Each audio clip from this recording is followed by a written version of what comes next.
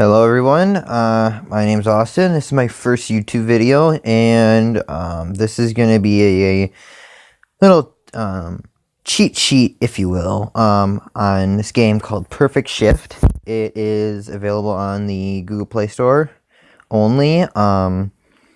So if you are on Android or not on Android, I would suggest getting Android if you do want to play this. To my knowledge, I do not believe it's on the App Store. So if you do want to play it, like I said, Android device. So this will be just a little tips and tricks on what cars to get and how to manage your money efficiently, and stuff like that. So I do not have all the cars. Disclaimer, notice. But I will be going back into the dealer and showing you the cars I do not have. And we'll go from there. So, this is the Vagrant. This is one of the middle kind of cars in the game. And this is, I can't really say much about this car. I've driven only a couple times. I just tuned it out max to get an achievement that you can get on here, which we'll be going over those later as well. So this is just like it's a Fiat 500 in real life looking car, so, and yeah, that's pretty much all I have to say about this. Recommendation, I don't really have any. This is the Wasp. This is one of my favorite level 1 cars, and I would recommend getting this. It's like a middle level kind of car. I do believe it's one of the more expensive ones out there. However, it pays off in the end. So I would recommend getting this. I do not know exactly what this car looks like in real life. Looks like a foreign car. But yeah, I would recommend getting this. May have higher power, with less money or lower power with less money to make upgrades, but it works either way. This is the Spark. This is a Ford Fiesta or something like that in real life. This is kind of the middle class one too. It kind of it's just a basic car. I can't really say much about these level 1 cars. But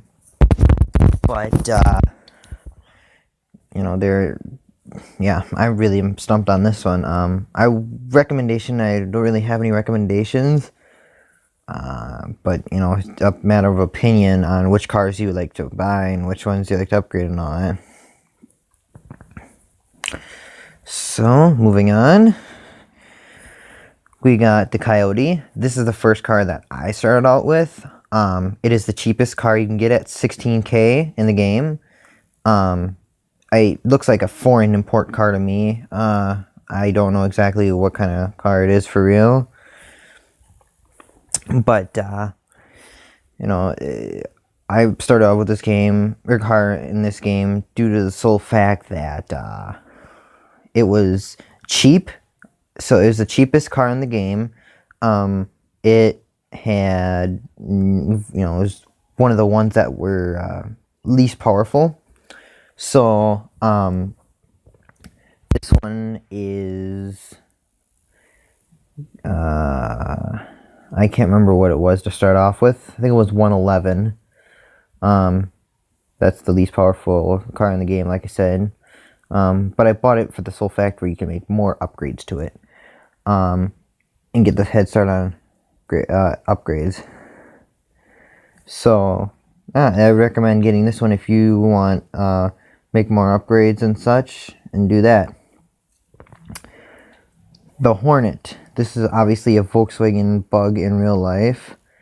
But I just got this car not too long ago. I've had the game since August of last year when I first got this phone, my phone.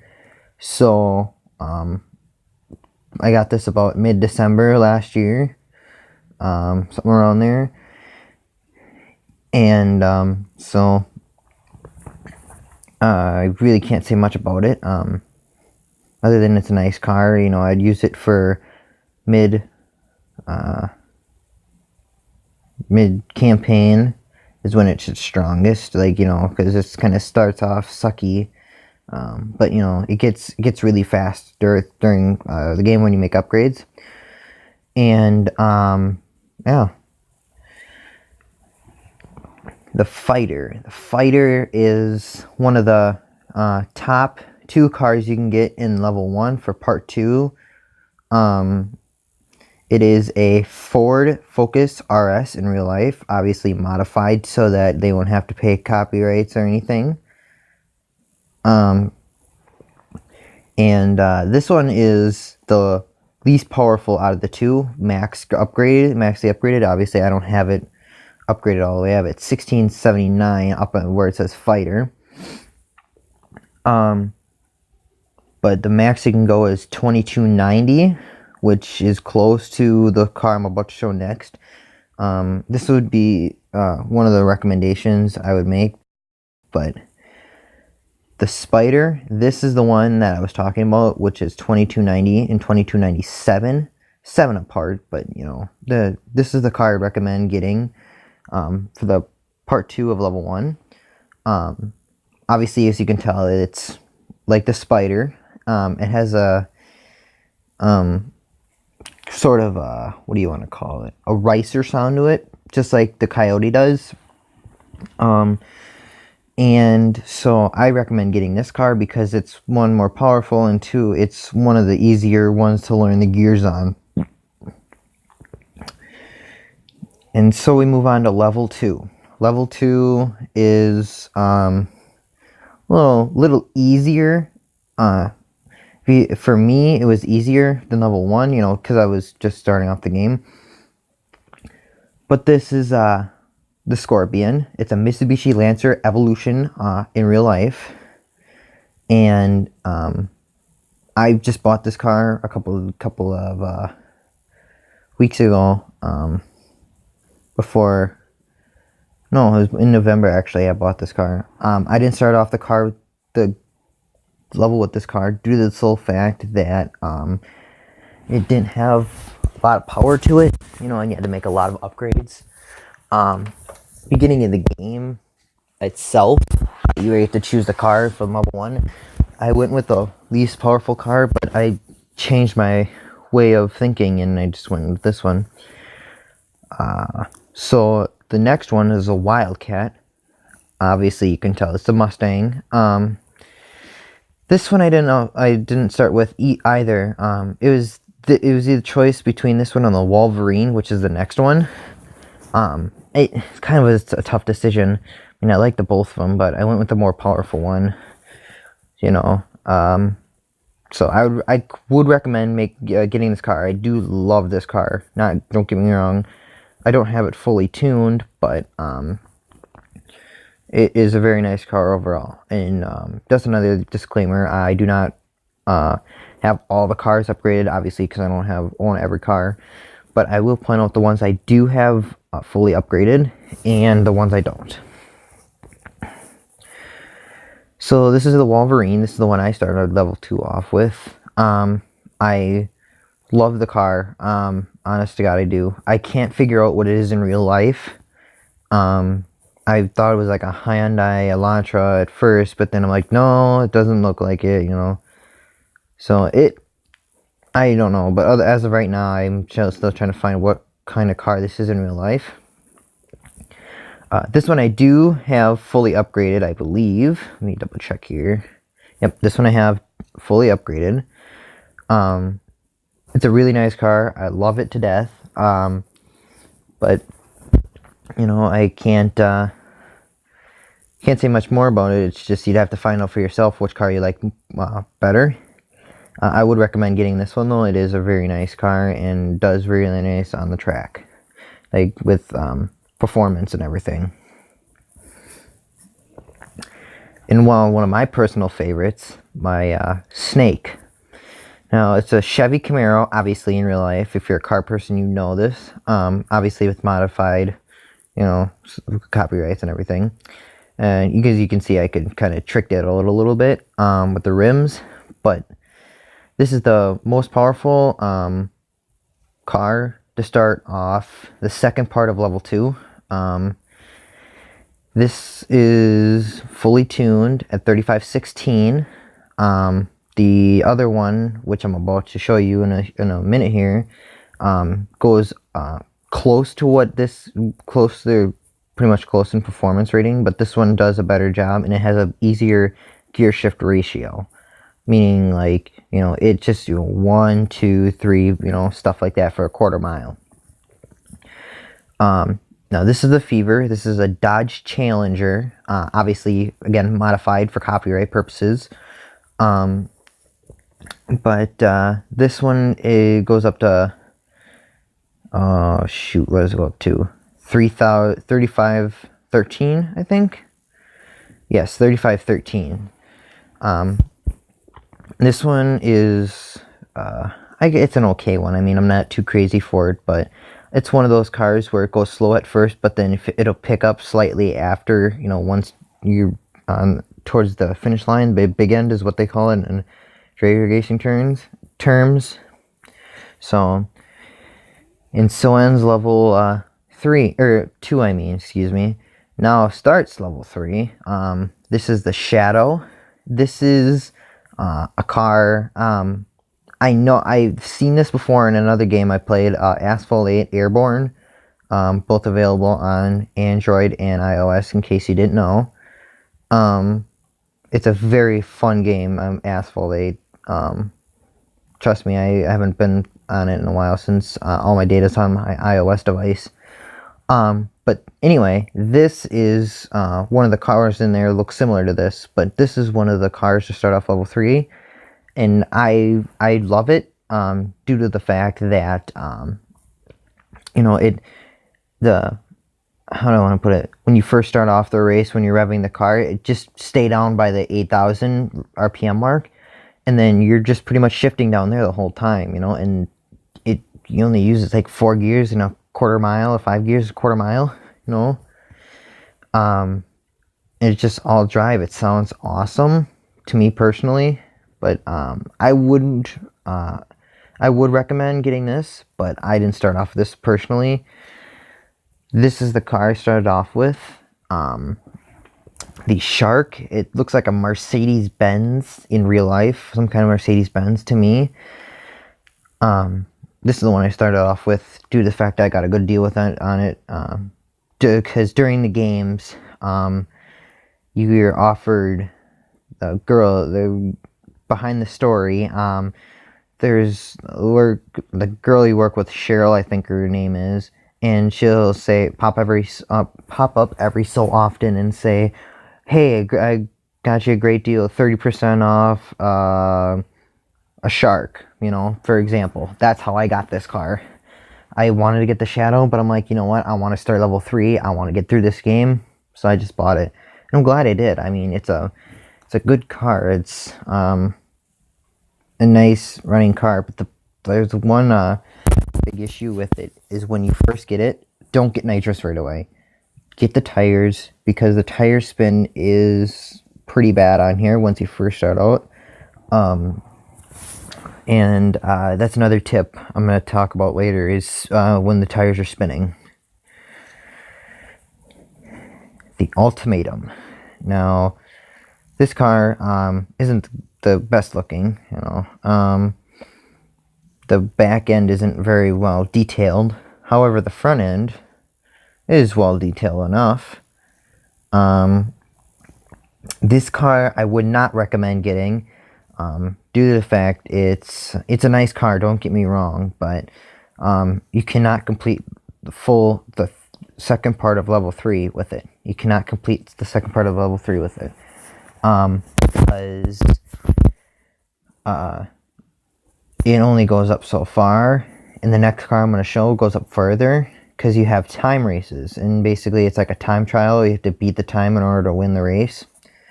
So with that being said, this one doesn't get you through it. I have 2 time races left. The fastest I can run with this is an 8.124 on the quarter mile. And that's what you run for pretty much every race in this game except for the ladder races and all the races in level 4. Which we'll talk about later.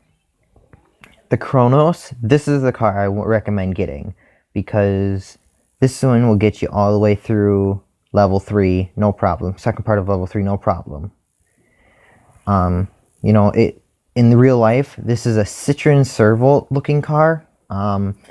And if you don't know what that is a foreign car, but I can tell by the back end here, it's got that muffler there and exhaust pipe, I mean, there, and then the front end just pretty much looks like a Servolt. Yeah, the Servolt, as a side note, is an all-electric car. Obviously, this isn't, but, you know, I got that big, nice Hawk on the front there, whatever that is. Which we'll go through later with customizations, upgrades, and stuff like that. But I recommend getting this car, definitely 100%. And then we enter level 4, the first part of level 4. Now, obviously, as a lot of you people can tell, if you watch the Fast and Furious or any other car movies, you can tell this is a Nissan GTR, one of the most legendary cars that I know. That I love the most. I love GTRs like you wouldn't believe. You know, this one is one along with another one you can get at the starting of level 4. I got this small because it was a GTR, you know, so not really much I can say about it. Just it's got good traction, so you won't have much tire spin, so you don't have to worry about that. However, level 4 is very hard. It's placed in hard mode, which basically means you have no gearing assistant, which we'll talk about later, and it's placed on a quarter mile in every race, or half a mile, excuse me, instead of a quarter mile. So you have double the distance with no gearing assistant, which, yes, it does seem hard, but it didn't take me long to figure out, you know, the shifting gear for this one. A tip for that, just an early one, why not? Listen for the rev, like listen to the car itself, listen to the exhaust, don't pay attention to the guy saying 3, 2, 1, don't pay attention to the other car, just pay attention to the sound of the car. You know, it go, and you're like, okay, this is a nice place to shift, you know, and just hit the shift, and that's how I found it out. It took me a couple tries, but I got her down. So, but for you guys, I'll show you the shift points so that you won't have to go through that trouble. The Inferno. Now, this one is obviously the P1 McLaren. Or as my friends call it, the P1 McLaren. I don't know why they call it that, but they just do. But this is a very nice car. The sound of it, it's intoxicating to me, and that's intoxicating in a good way because I'm an absolute sports car person. I love cars to death. So basically, again, with this one, it does have a faster shifting ratio, so it'll go faster than the other cars. When it goes like to the when you're revving it up, it'll go down, but it'll go back up really fast. Okay, just want to give that heads up to you guys so that you're not wondering, okay, well, what the hell is going on here? So with this one, I do recommend getting it. However, the next car I'm going to show you is the one I would recommend more, due to the simple fact that it does come back during a race, and I'll show it to you later when we test out all the cars. This is the Conqueror.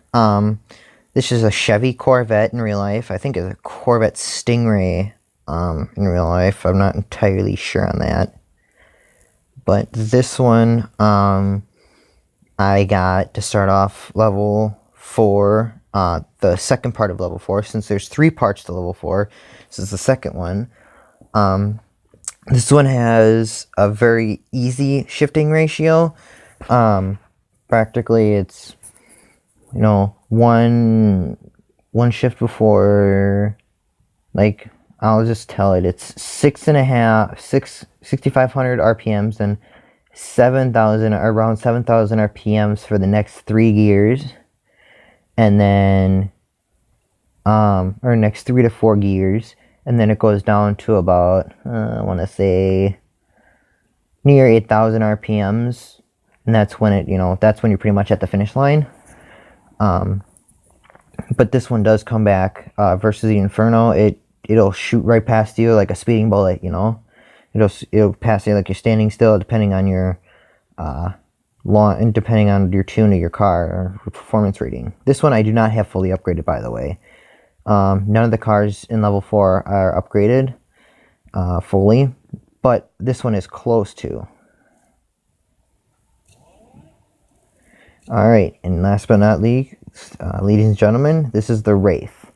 This is a Mazda Fury in real life. It is a very high-end performance supercar, and the sound, I'm just going to mention it before we get started on the summary, is intoxicating to me. I just love the sound. It sounds like a,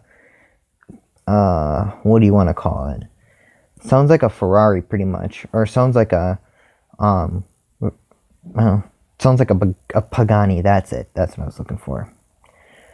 So this one is one I got a good deal on. Otherwise, I would have gotten the other one, which I'll show in a minute.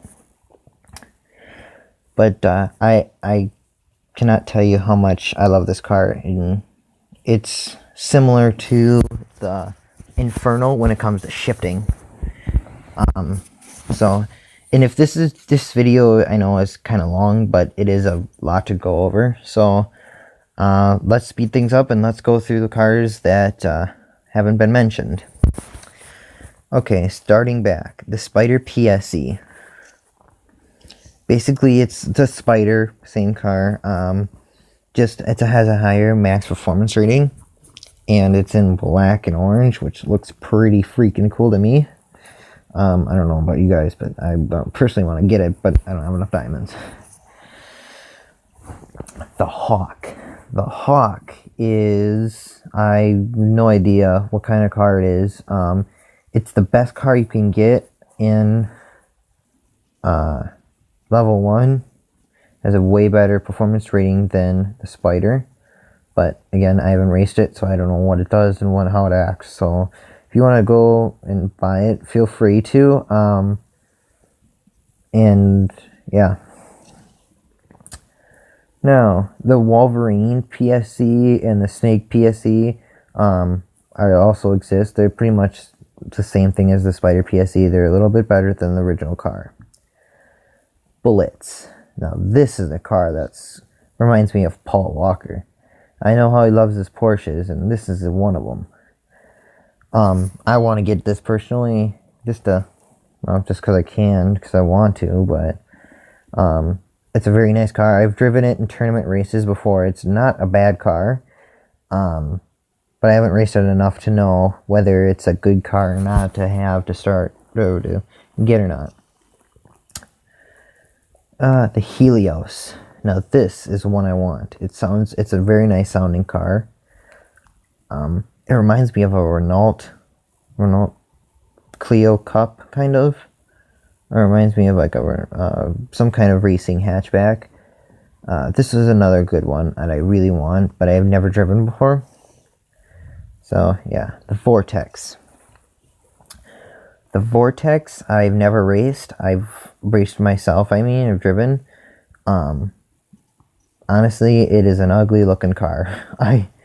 One of the reasons why I didn't buy it either is because it's an ugly looking thing. But I can't really say much about it though. The Storm.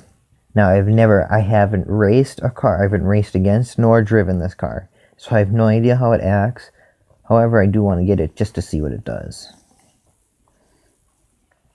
And last but not least, the Nemesis. In real life, this is a Koenigsegg Agera. It's a Koenigsegg 1, excuse me. I wanted to originally get this car but I got a better deal on the Wraith, so I went with it.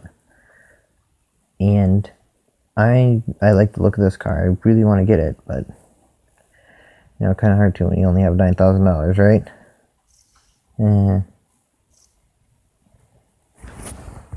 So that's just pretty much that.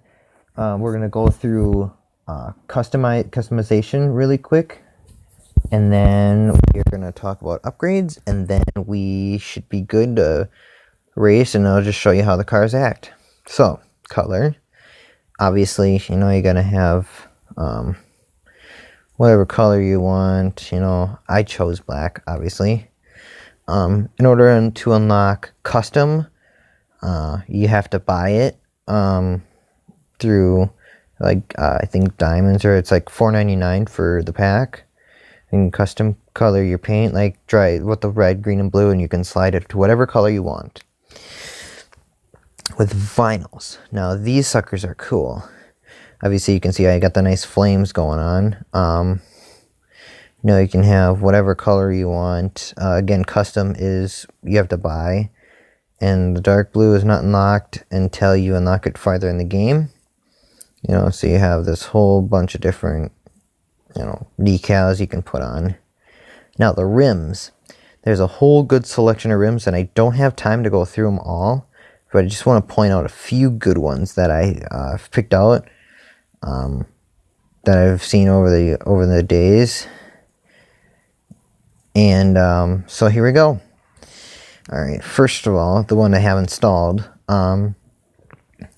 This one, it looks better on a matter of opinion on these rims, by the way. To me, this one looks appropriate to fit this car.